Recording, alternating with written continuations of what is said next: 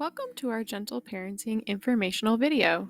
We've done some digging to find the important facts that you need to know to better understand gentle parenting.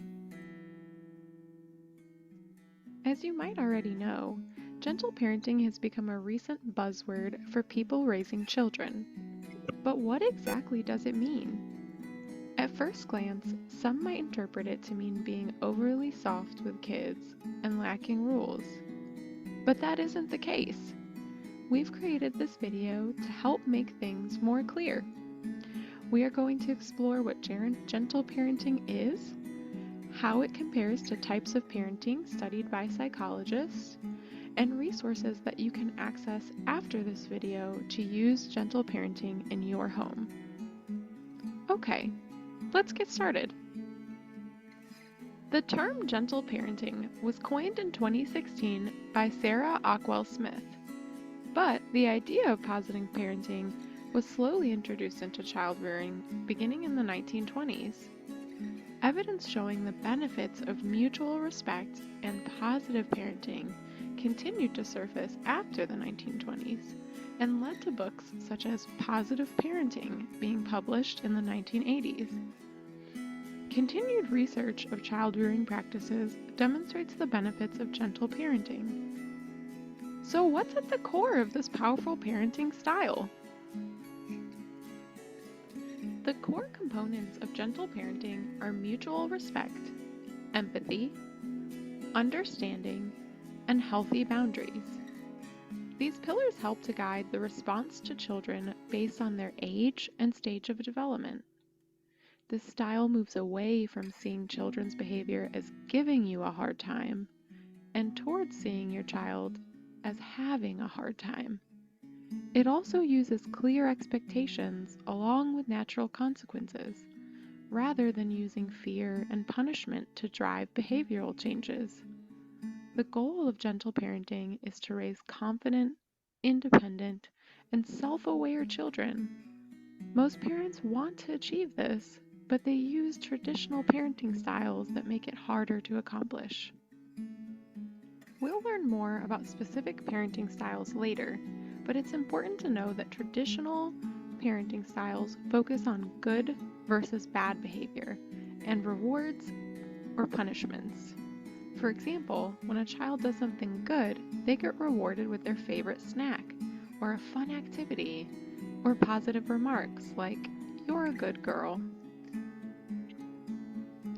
If a child does something bad, they get punished, like being spanked, placed in timeout, or they'll hear negative remarks like, "You're a bad boy." This style of parenting can lead to internalized beliefs about being good or bad, even when their acting out behavior is appropriate for their age or emotional struggle. Essentially, kids will believe that they are bad rather than what they did, even if the reason they did it was to communicate with you that they were upset or needing something. To prevent this negative outcome, gentle parenting focuses on the child understanding their own behavior, instead of focusing on punishment and reward. This gives the child another way to express their needs or emotions besides acting out. So what does this look like in real life? Let's take a look at an example that happens in everyday life that was published by the Cleveland Clinic in an article online. Let's say you're getting ready to leave for work. You know that you have to drop your kid off at school or daycare on the way, but you see them throwing a temper tantrum of some kind. You're absolutely worried and frustrated that you're now going to be late, and so your patience is wearing thin. In this scenario, a traditional parenting style would lead to you scolding your child. You might say something like, "Stop acting like a child, put on your shoes." You might even yell, "You're acting ridiculous. You're making me late to work. Wait until we get back home. You are going to be in so much trouble. Stop being so bad." Notice in this example that there's a lot of negative verbiage. You're focused on your child's action and on how frustrating that is for you. By yelling, you're creating a sense of fear in your kid, and now both of you feel angry and anxious. Your child is likely to stop tantruming with this approach because they see you as an authority figure to be feared. but this approach is also more likely to lead to your child's behavior happening again, because the child doesn't understand what they're doing is wrong.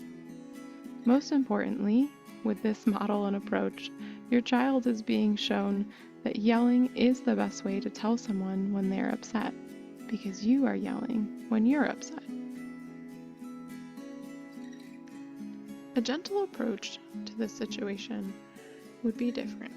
We want to keep in mind that setting expectations before even leaving the house would be critical and is a key component of gentle parenting. So, we would have set expectations with our child, and that might sound like, I'm going to drop you off at school today, and then I'm going to go to work. We need to leave on time, and I expect you to be ready with your shoes on and at the door in 30 minutes. If you're not ready, we will both be late and your teachers will be upset, as will I. After setting expectations, when you find them tantruming, instead of yelling or starting with the negative, you might take a pause and meet your child where they're at. Maybe getting down on eye level or finding a way to adjust your posture so that you're not towering over them. Using a calm tone of voice, you might say, I can see that you are having a hard time this morning. We still need to leave on time. How can I help you this morning? Or, can you share why you are having a hard time? When you approach the situation in this way, you are showing empathy and respect for how your child is feeling. You're giving them a chance to process their own behavior and hold themselves accountable. By remaining calm, you're showing your child how to respond to conflict and communicate calmly when they are upset. An important part of this is setting expectations in advance and knowing how you would like to respond if your child shows negative behavior or that they're having challenges handling the task. Overall, this second example will lead to you helping your child understand what is happening rather than them getting scared and stopping just to please you. Over time, your child will be able to communicate what is wrong rather than tantruming or waiting for your assistance. At this point, we have talked about the origins, core components, and goal of gentle parenting, along with the differences from traditional parenting styles. Next, we will talk about the studied forms of parenting and see where gentle parenting fits in. The frustrating part about gentle parenting is that it's presented in a variety of contradictory ways on social media, and there is currently little research about it to guide our conclusions. However, there is a very large research literature about other parenting styles that can help guide our attitudes towards gentle parenting. In the 1960s, Diana Baumrind began a pioneering set of observational studies that would come to define the major parenting styles known throughout the world of psychology.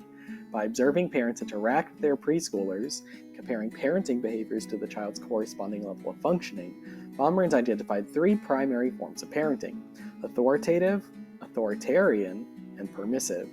In later research, she would eventually add a fourth style called uninvolved or neglectful parenting.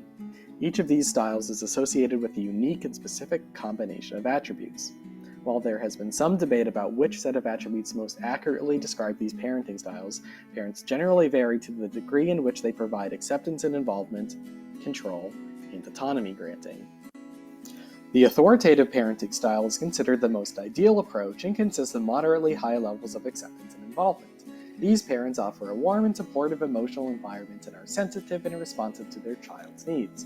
They are highly accepting and involved with their children, but not overindulgent, allowing their children to feel both loved and valued. Secondly, while these parents can be described as controlling, they are controlling in a way that is reasoned, fair, and grounded in sound moral judgment. They are consistent in their demands and consequences, and when making these, talk the child through their reasoning and teach an appropriate response. Lastly, their degree of autonomy granting is appropriate for the child's age and developmental needs. They are ready and willing to offer independence at the right times, and will engage in joint decision-making to foster important skills. The second parenting style I'll talk about is the authoritarian approach. Yes, I know, this name is frustratingly similar to the authoritative approach, and had Baumrind only named them differently, we wouldn't confuse them as much and would make this whole conversation just a little bit easier. Sorry. Anyway, when you hear authoritarian, you might think of an authoritarian leader or dictator, and that's not too far off from how these parents interact with their children. Authoritarian parents are very low on acceptance and involvement, offering an emotional environment that is very cold, harsh, and rejecting towards the child. They often enforce unrealistic demands and will criticize, intimidate, and humiliate their child. Additionally, they are defined by high levels of coercive and psychological control, using excessive punishment and manipulating the child's needs for affection for the gain of the parent. Lastly, they forcefully restrict the child's autonomy by dictating their choices against their needs and identity.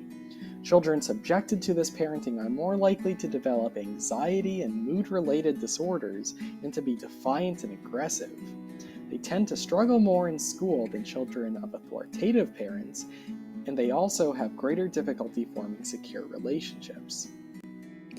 Whereas authoritarian parents are extremely low on emotional support and extremely high on psychological and behavioral control, a third parenting style, the permissive style, is nearly the exact opposite. These parents are often overly supportive, indulgent, or enmeshed with their child. They may be overly concerned with ensuring that their child is always happy, or may interact with their child in a similar way to a best friend or peer. They exert little to no control over their child and grant the child almost complete autonomy. They do not enforce expectations for mature behavior, allowing them to eat, watch, or play whatever they want.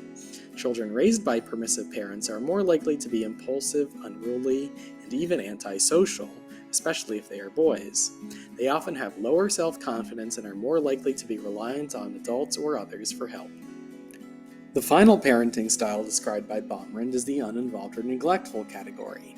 These parents are extremely low on both emotional supportiveness and controllingness. They exhibit little emotion and care for their child, do not possess expectations for proper behavior, and they act indifferent to their child's choices and interests. Some parents become uninvolved due to severe depression or other mental health problems. At its worst, this parenting style can result in profound neglect of the child's physical and emotional needs. Unsurprisingly, this type of parenting can produce a host of negative developmental outcomes, including impaired self-regulation, poor executive functioning, and harmful disruptive behaviors. Okay, I know this was a lot to take in, but parenting and children are really complicated, and it's not easy. So it's understandable when tensions get really high when arguing about gentle parenting. So what does this all mean? First, we can think about gentle parenting by comparing it to Baumrind's child-rearing styles. To simplify, we can think about the child-rearing styles as having two main characteristics. Emotional supportiveness includes both acceptance and involvement. We can also combine control and autonomy under one dimension, as they usually go hand in hand. Doing this, we find that the authoritative style offers moderately high control and support. The authoritarian style offers extremely high control and low support. The permissive style offers extremely high support and extremely low control, and the neglectful style offers extremely low support and control. Where do you think gentle parenting belongs? Well, gentle parenting likely fits in the same quadrant as authoritative parenting. However, it likely offers slightly more support and slightly less control than the authoritative approach. This is because the language used by the creator and proponents of gentle parenting tends to emphasize the supportive emotional quality of the parent-child relationship more than discipline. As a result, gentle parenting recommends that parents stop to reflect on their own emotions and the purpose of the child's behavior before enforcing rules. Positive and negative reinforcement and occasional punishment may be used sometimes in gentle parenting, but usually not as a split-second response to inappropriate behavior. Many critics of gentle parenting describe it as similar to permissive parenting, believing that gentle parents allow their children to misbehave for fear of making them feel upset. Indeed, gentle parents offer more support and less control than authoritative parents, just like permissive parents do. At times, I think this criticism can appear to be valid based on improper examples of gentle parenting and based on what the name of gentle parenting seems to imply. However, behavioral control, just as in authoritative parenting, is still crucial in fostering healthy emotional self-regulation and interpersonal skills, at least under the most formal applications of gentle parenting. Gentle parents accomplish this by setting expectations in a calm, validating, and reasoned manner. Overall, gentle parenting could be thought of as a form of authoritative parenting that includes specific parenting skills and practices, and is thus related to the best outcomes found in parenting style research. Now that we've discussed what gentle parenting is and what the science tells us about this type of parenting, we hope you feel the desire to learn more. The following are some resources to begin your journey to gentle parenting.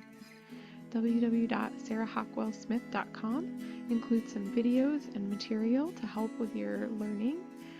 FlourishingHomesAndFamilies.com also has some in-depth knowledge and more descriptions and examples of gentle parenting. The book Break Free from Reactive Parenting. Classes provided by Mary Von Giffen, and podcasts like Good Inside, Raising Good Humans, and more. We hope that our videos was helpful to you and gave you the information you needed to see if gentle parenting is a good fit to you and your child. Thank you for listening.